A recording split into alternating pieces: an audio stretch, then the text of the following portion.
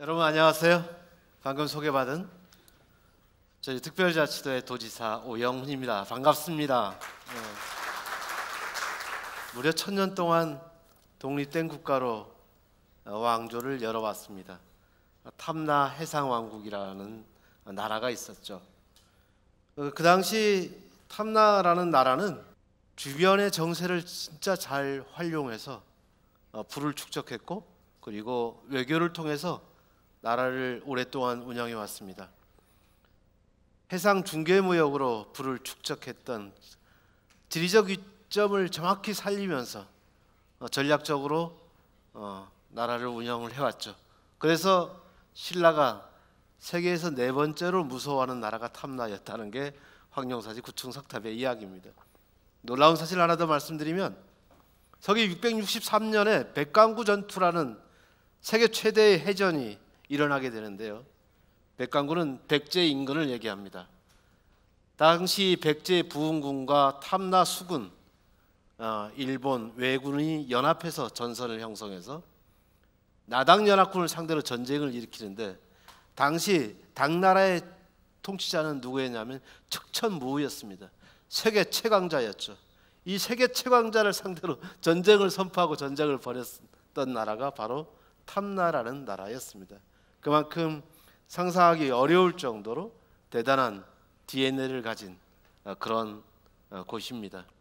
이제 그 탐나의 DNA를 이어받은 제주가 새롭게 세계를 향해서 다시 탐나의 그 DNA를 해상 중개무역을 통해서 세계와 어깨를 나란히 했던 이 제주로 새롭게 태어나고자 도전을 시작했습니다. 그게 바로 2035 탄소 중립 정책입니다. 세계의 많은 나라들이 2050년까지 탄소 중립을 실천하겠다라고 약속을 내놓고 있습니다. 경쟁적으로. 물론 우리나라도 예외는 아닙니다.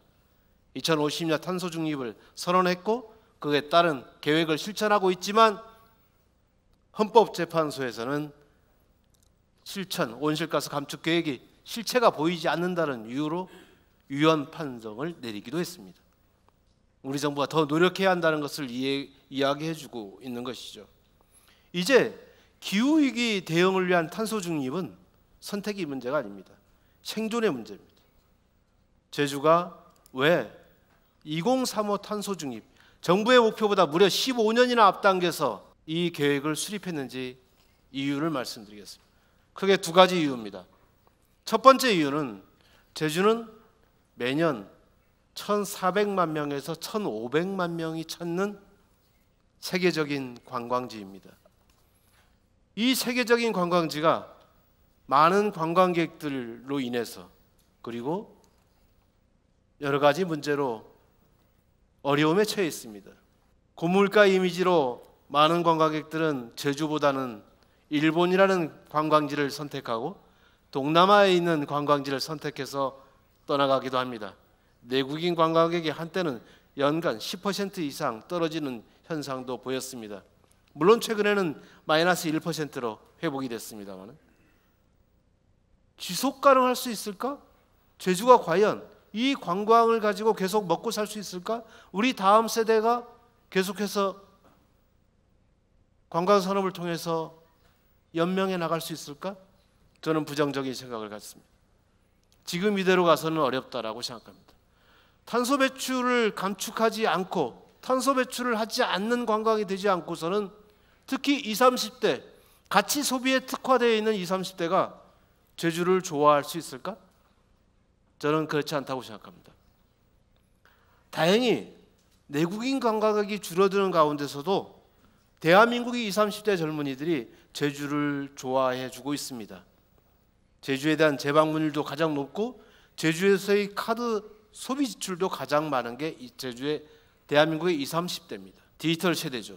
제주에서 남방 큰둘고래가 보호되는 활동에 함께 참여하고 싶어합니다. 플로깅 행사에 오는 것 자체에 비용을 투자하면서 오고 있습니다. 대한민국 젊은이들뿐만 아니라 중국의 젊은이들도 이제는 개별 관광객으로 MZ 세대들이 제주를 찾고 있습니다. 싱가포르를 비롯한 아시아의 젊은이들도 이제 제주를 찾고 있습니다. 아시아의 디지털 세대가 저희들을 좋아하게 되는 겁니다. 이들을 위해서도 저는 탄소 중립을 실천하는 것이 제주 관광이 지속 가능성을 확보해 주는 가장 큰 이유라고 생각합니다. 그렇기 때문에 제주가 탄소 중립을 선언하지 않으면 안 되는 것이고 그렇게 가지 않으면 안 되는 것이다. 생존의 문제다라고 판단한 겁니다. 두 번째는 기업하기 좋은 제주를 만들기 위해서 선택할 수밖에 없는 정책이라는 점을 말씀드립니다. 지금까지는 관광을 제우선으로 정책을 추진해왔고 관광, 시설 투자, 숙박, 리조트, 펜션 이런 데 투자를 많이 했습니다. 놀이시설. 그런데 좋은 기업은 없었습니다. 비정규직 비율이 대한민국에서 가장 높은 비율을 차지하고 있고 자영업자의 비중이 대한민국에서 가장 높은 비율을 차지하고 있습니다. 그러다 보니까 1인당 국민소득은 가장 낮은 수준이 16위, 17위를 왔다 갔다 하고 있습니다. 이렇게 해서 대한민국의 대표적인 관광지라고 이야기할 수 있겠네요. 거기서 살아가는 사람들이 좋은 소득이 보장되지 않다면 우리 청년들은 떠나가게 될 것이다. 그래서 기업하기 좋은 제주를 만들지 않으면 안 되겠다.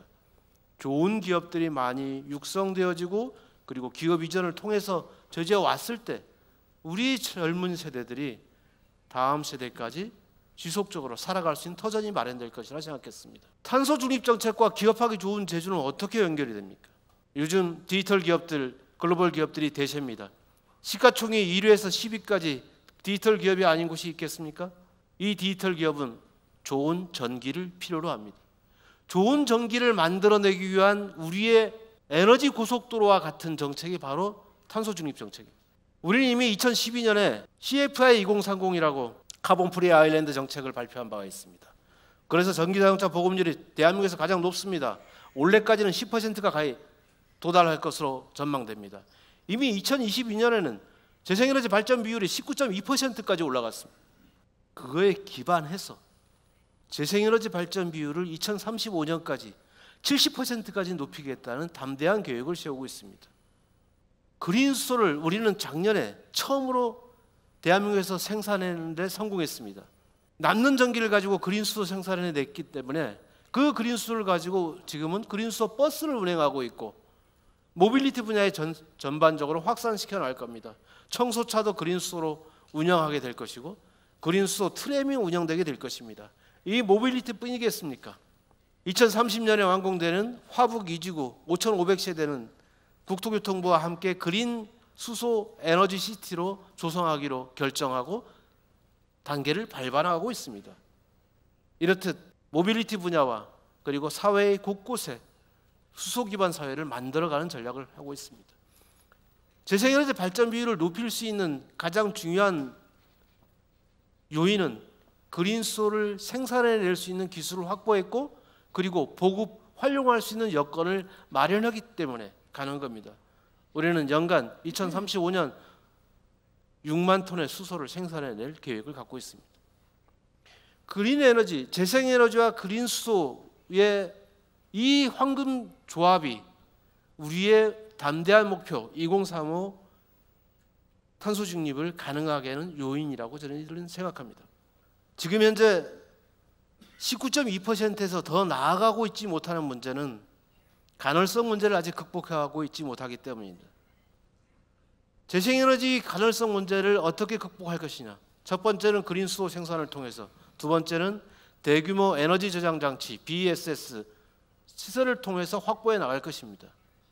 우리는 2027년까지 170메가와트, 2030년까지 1730메가와트 규모의 대규모 에너지 저장 장치를 전력 수급 기본 계획에 반영시켜 나가면서 준비해 나가고 있습니다. 그리고 또 하나 야심차게 준비하고 있는 것은 전기자동차입니다. 전기자동차는 이제 V2G가 가능하게 됩니다. Vehicle to Grid. 전기자동차와 전력망을 연계시키는 에너지를 전송시킬 수 있는 시스템을 확보해 나가는 겁니다. 만약에 현재 저희도가 갖고 있는 전기자동차 수가 보유 수가 7만 대라고 했을 때 7만 대 전체를 전부 다 V2G 가능한 자동차로 전환하게 되면 7만 명의 전기 발전 사업자를 만들어내는 겁니다. 지금 저희도에 있는 발전 사업자가 1,200명, 태양광 발전 사업자, 그리고 풍력 발전 사업자 24명을 합쳐도 얼마 되지 않습니다. 그렇지만 이 7만 명가량의 전기발전 사업자를 만들게 된다면 재생에너지 가능성 문제를 해결할 수 있는 매우 의미 있는 전진이 되게 될 것입니다. 이런 과정을 통해서 좋은 전기를 생산해낼 수 있는, 그래서 알리백을 실현하고자 하는 기업은 제주에 와서 투자할 수 있는 이런 여건들을 만들고 있습니다. 수소의 공급, 전력의 수요를 맞춰주는 것도 중요합니다. 알리백을 실현하고자 하는 데이터 센터 유치, 그리고 디지털 기업들을 제주도로 유치해낼 생각입니다. 제주도는 이미 상장회사 20개 육성 유치 전략을 성공적으로 추진하고 있습니다. 제주도에서 성장하고 있는 기업들이 최소한 상장기업 수준으로 성장할 수 있도록 IPO 클래스 과정을 운영하면서 지원하는 정책을 다각도로 펼치고 있습니다. 이렇듯 기업하기 좋은 제주는 충분히 실현 가능한 미래로 나아가고 있습니다. 여러분, 제주의 수출 품목이 가장 많은 게 어떤 품목인지 상상 한번 해보시겠습니까? 제주에서는 어떤 품목이 수출이 가장 많이 될까요? 한라봉? No. 반도체입니다. 무려 제주 수출의 50% 이상을 차지하고 있는 수출 품목은 제주 반도체에서 만들어냅니다. 물론 팹리스 업체고 제주에 공장은 없습니다. 설계회사이기 때문에 제주업으로 등록되어 있고 그 세금은 저희들한테 내게 됩니다. 가장 적합한 기업이죠. 제주도에 가장 많은 세금을 내는 기업, 법인분 지방소득세를 가장 많이 내는 기업은 게임 회사입니다. 네오풀이라는 회사이죠. 이렇듯 새로운 디지털 기업, 콘텐츠 기업들이 제주에 둥지를 트게 될 것입니다. 심지어 내년부터는 분산에너지 특별법에 의해서 분산에너지 특구로 지정될 예정입니다. 이렇게 되면 실시간 전력시장 거래제가 운용이 되게 되고 가능성 문제를 더 획기적으로 개선할 수 있는 방안이 생기게 됩니다. 분산에너지 모델을 새로운 사업 모델로 하는 새로운 사업자들이 제주에서 사업 모델을 만들기 위해서 새롭게 도전을 준비하고 있습니다. 이렇게 된다면 기업 전기를 필요로 하는 많은 기업인들이 제주에서 새로운 사업 모델을 만들 수 있는 여건을 만들어주게 됩니다. 제주는 이렇듯 새롭게 탄소 중립을 실천해 나가면서 기업에게는 기회의 요소를 제공하고 발전할 수 있는 새로운 시스템을 만들어가는 겁니다.